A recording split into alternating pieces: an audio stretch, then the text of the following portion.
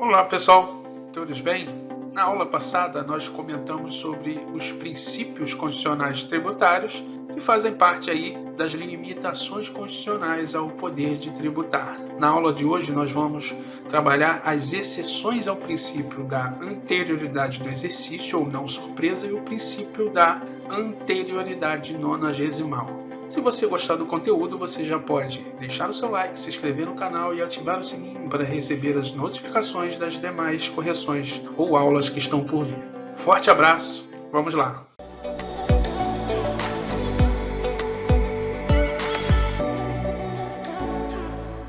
Então vamos lá, pessoal. Na aula passada nós comentamos sobre os princípios constitucionais tributários, que juntamente com as imunidades são limitações ao poder de tributar, tá? Uma garantia constitucional aí em favor dos contribuintes, ok? E as bancas adoram essas exceções, por quê? Porque obrigam o candidato a conhecer mais profundamente o sistema tributário nacional. Olha só, de forma didática, nós separamos aqui os tributos não sujeitos nem ao princípio da anterioridade do exercício, nem ao princípio da anterioridade nonagesimal. Em segundo lugar, nós dividimos os tributos não sujeitos apenas ao princípio da anterioridade do exercício, porém sujeitos ao princípio da anterioridade nonagesimal. E separamos também os tributos não sujeitos apenas à anterioridade nonagesimal, porém sujeitos ao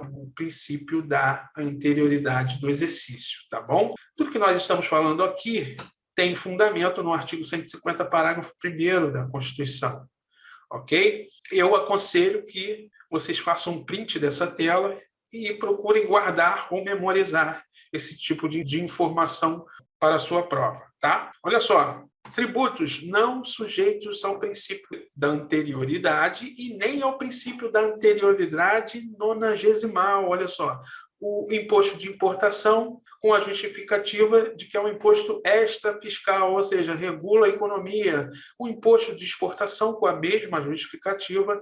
O imposto extraordinário de guerra com a justificativa de que estamos diante de um caso excepcional, no qual o Estado ou nação precisa de recursos imediatos. O imposto sobre operações financeiras também com características extrafiscais, ou seja, de regulação da economia, e os empréstimos compulsórios em caso de guerra ou calamidade pública, situações excepcionais, tá? Diante disso, esses tributos, ok? Não estão sujeitos nem ao princípio da anterioridade, nem ao princípio da anterioridade nonagesimal, logo podem ser cobrados de forma imediata, tá bom?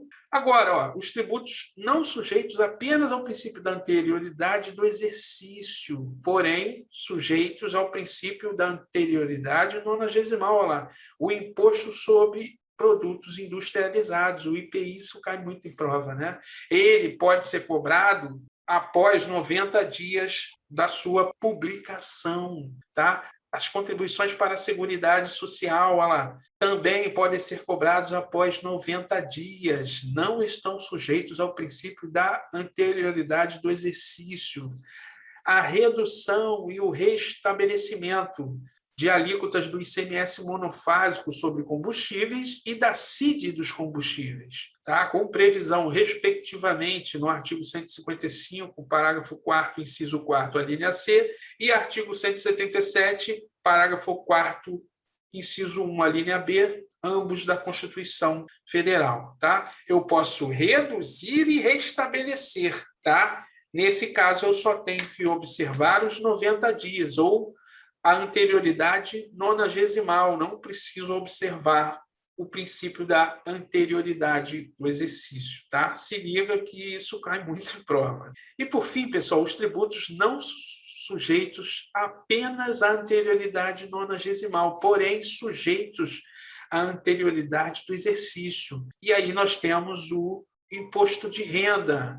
A alíquota e base de cálculo podem ser majorados, por exemplo, no dia 29 de dezembro de 2021, e o novo valor pode ser cobrado já no dia 1º de janeiro de 2022, tá? Por exemplo, ok? Por quê? Porque tanto a alíquota e base de cálculo se sujeitam apenas à anterioridade do exercício, não precisam observar a anterioridade nonagesimal, tá? E mesma coisa para a fixação da base de cálculo do IPVA, Imposto de Competência Estadual, e fixação da base de cálculo do IPTU, Imposto de Competência Municipal, tá?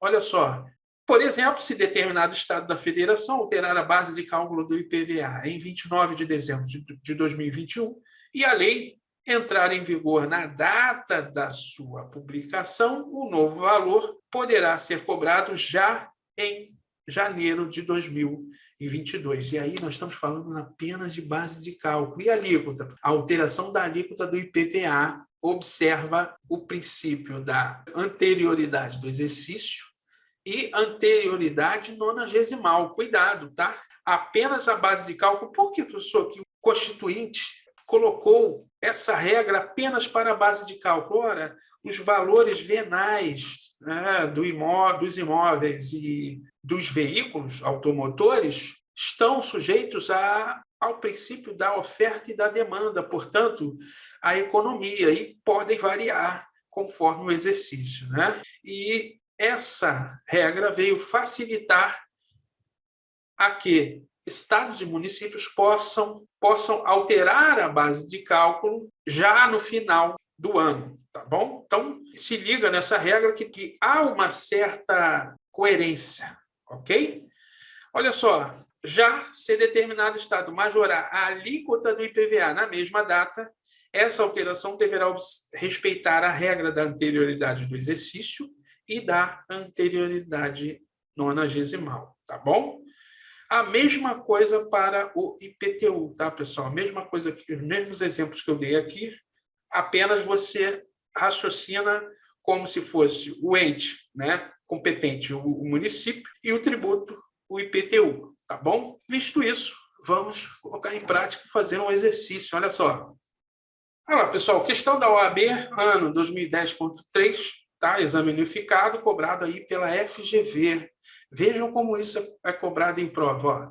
Visando fomentar a indústria brasileira, uma nova lei, publicada em 18 de fevereiro de 2010, majorou a alíquota do Imposto sobre Produtos Industrializados, o IPI, bem como majorou a alíquota do Imposto sobre Exportação, o IE.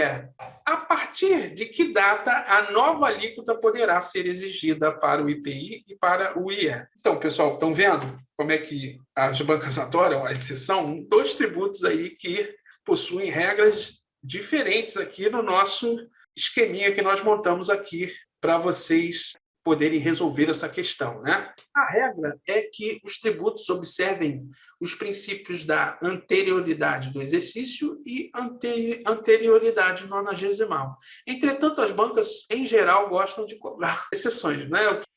Então, se determinado ente, seja ele União, Estado ou município, majorar a alíquota ou base de cálculo de uma taxa, essa majoração ou alteração deve observar os dois princípios, ok? Se determinado ente da federação majorar a alíquota da contribuição de melhoria, também a contribuição deve observar os dois princípios, tá? Se determinado município alterar a alíquota base de cálculo do ITBI, também deve observar os dois princípios, ok? Se determinado estado da federação alterar a alíquota do TCMD, também deverá observar os dois princípios. Perceba que nenhum deles foi cobrado aqui na questão. A banca foi em cima daqueles que fogem à regra. Então, olha só, no caso do IPI, nós sabemos que é um tributo que respeita apenas o princípio da anterioridade nonagesimal. Logo, ele pode ser cobrado 90 dias após a publicação da lei que majorou a sua alíquota, tá? E no caso do imposto de exportação, ele não se sujeita nem ao princípio da anterioridade do exercício, nem ao princípio da anterioridade nonagesimal. Ele pode ser cobrado imediatamente, tá? Portanto, o gabarito aqui é a letra C. A letra C elimina as demais, ou esse tipo de questão, ou você sabe, ou você chuta, não tem o que fazer, tá? Por isso aqui, ter esse esqueminha aqui na memória é importante na hora da sua prova, tá bom? Com isso, pessoal, nós comentamos aí as exceções ao princípio da anterioridade do exercício e anterioridade nonagesimal. Espero, assim, ter clareado um pouco aí a mente de vocês sobre o assunto. Um forte abraço, bons estudos.